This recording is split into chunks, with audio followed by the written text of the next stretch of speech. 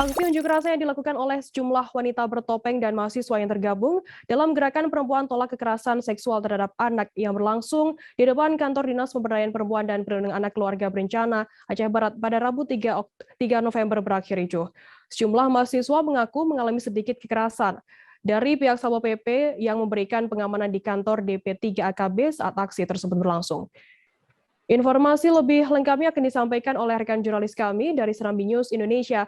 Ada Sadul Bahri yang saat ini sudah tersambung bersama kami. Halo Sadul. Ya, halo rekan Firda. Sadul, bisa Anda jelaskan bagaimana aksi unjuk rasa hingga sempat terjadi kericuhan antara pendemo dan juga Satpol PP? Ya, baik rekan Firda, pada Rabu siang kemarin aksi unjuk rasa terus berlangsung. Dimulai dari depan halaman kantor Polres Aceh Barat, kemudian dilanjutkan ke kantor DP3 AKB di Molabu. Aksi ini adalah sebagai upaya para mahasiswa yang sejumlah puluhan wanita bertopeng.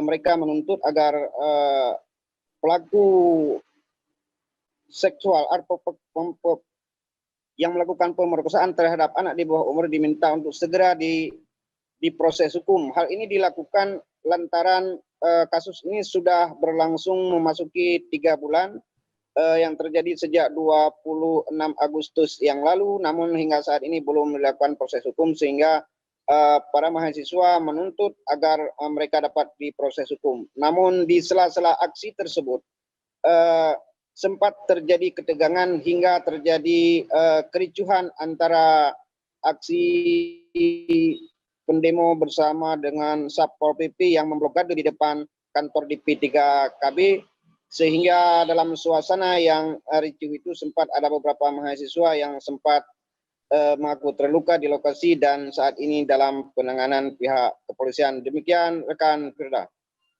Sadul, bisa Anda jelaskan terkait apa saja tuntutan dari wanita bertopeng atau pendemo ini yang melakukan aksi demo di sana?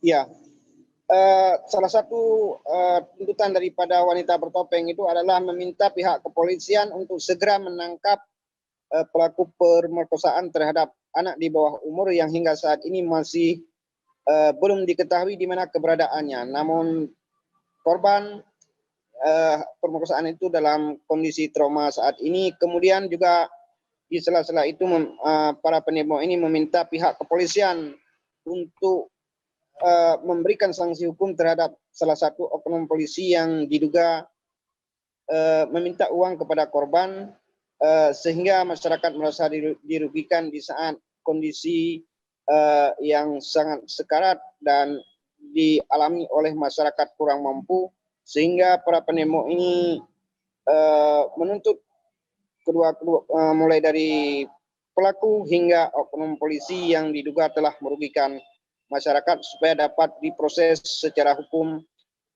yang berlaku. Demikian rekan Freda. Sadul, lantas bagaimana tanggapan dari pihak kepolisian sendiri dengan adanya aksi yang sedikit ricuh itu? Ya, pihak kepolisian dalam menanggapi persoalan ini mulai dari tuntutan daripada mahasiswa untuk diminta para pelaku ini diadili. Kompol Asaputra dalam menanggapi masalah ini sebagai Wakapolres, ya pihaknya saat ini sedang melakukan penanganan.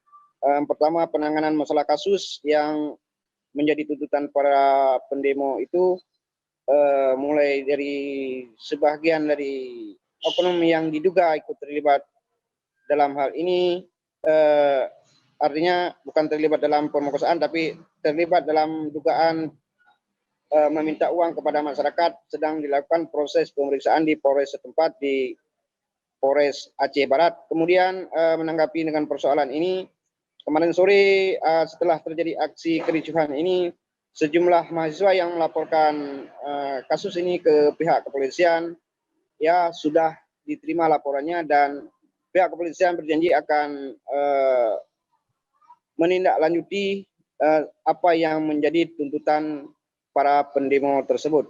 Demikian rekan Firda.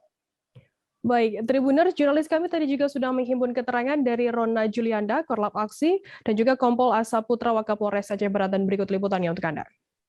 Kepolisian yang meminta uang kepada pihak si anak yang hari ini tersangka ya, korban, itu diberikan sanksi seberat-beratnya. Yang kedua, poluan yang menghentakkan meja di depan anak tersebut juga diberikan sanksi seberat-beratnya. Jangan sanksi skor 1 minggu, kami nggak mau. Yang ketiga, yang di Aceh Timur itu juga diproses, yang memfasilitasi tempat pemerkosaan tersebut itu diproses. Nah, yang keempat, kami mau nanti kasus ini jangan diseret ke kanun jenayat, tapi ke Undang-Undang Perlindungan Anak. Kami juga di sini meminta DPO itu cepat didapat. Jangan cuma ditunggu-tunggu aja, nggak bakalan dapat. Jadi itu. Sudah kita proses seluruhnya, termasuk yang tuntutan adik-adik ini tentang oknum yang ngomongnya untuk membutuhkan biaya ke mengambil tersangka tersebut, udah kita periksa di propos. Terus kemudian juga tuntutan dari adik-adik tadi tentang poluan yang gebrak meja juga udah kita ambil keterangan di propos. Apa maksudnya? Jadi adik-adik semua udah kita kasih keterangan. Alhamdulillah adik-adik juga pada mengerti dan mereka kembali dengan tertib.